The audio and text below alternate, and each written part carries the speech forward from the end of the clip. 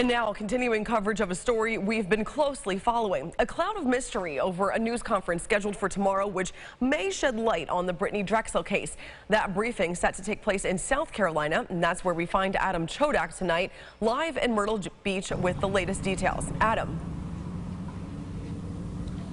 Thank you, Isabel. Now, before we get to where we are with all of this, let's look back to where it all began, right here at Bar Harbor Hotel, right here in Myrtle Beach. This is where 17-year-old Brittany Drexel of Chilai stayed when she came down here for spring break, unbeknownst to her parents. And on April 25th, 2009, she left the hotel and walked to one down the way here.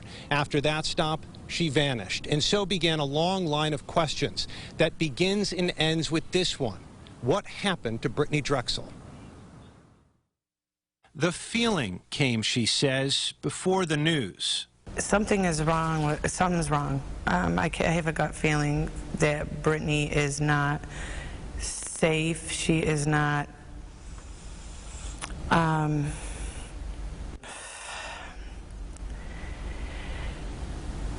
Something's very, very wrong.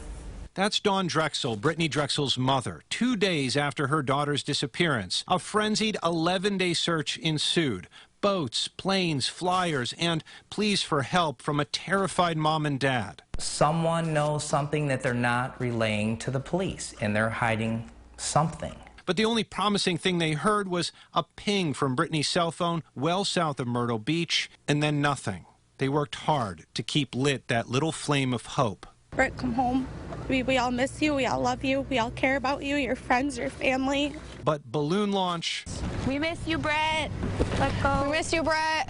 After balloon launch, that light began to fade. Then came 2016. She had her whole life ahead of her. Law enforcement revealed their belief that Brittany Drexel had been kidnapped and is now dead. And the name Timothy Taylor came to the fore. Informants, police say, led them to believe that he and his father were involved in Brittany's murder, possibly throwing her body into an alligator pit.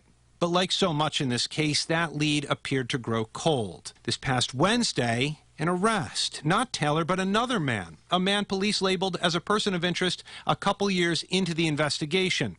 62-year-old Raymond Moody, a registered sex offender, had been caught speeding near Myrtle Beach the day after Brittany disappeared.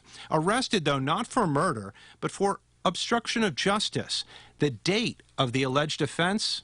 April 2009.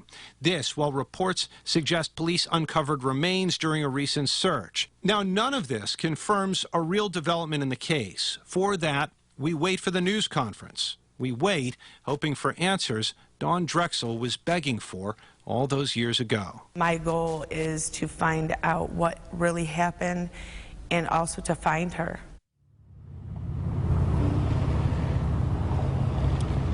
And perhaps she's getting those answers now. Either way, Raymond Moody, as far as we know, remains in jail tonight, held on a $100,000 bond. And all we're being told, by the way, about this news conference tomorrow is that it has something to do with, quote, recent law enforcement activity, which only fuels the anticipation that's been growing here and in Rochester. Reporting live from Myrtle Beach, Adam Chodak, News 8. All right, thank you very much for that report, Adam. And we plan on streaming that news conference live. It's set to start, as Adam mentioned, at 2 p.m. and you can watch it on rochesterfirst.com. Adam will also be there and will provide live reports throughout the day tomorrow.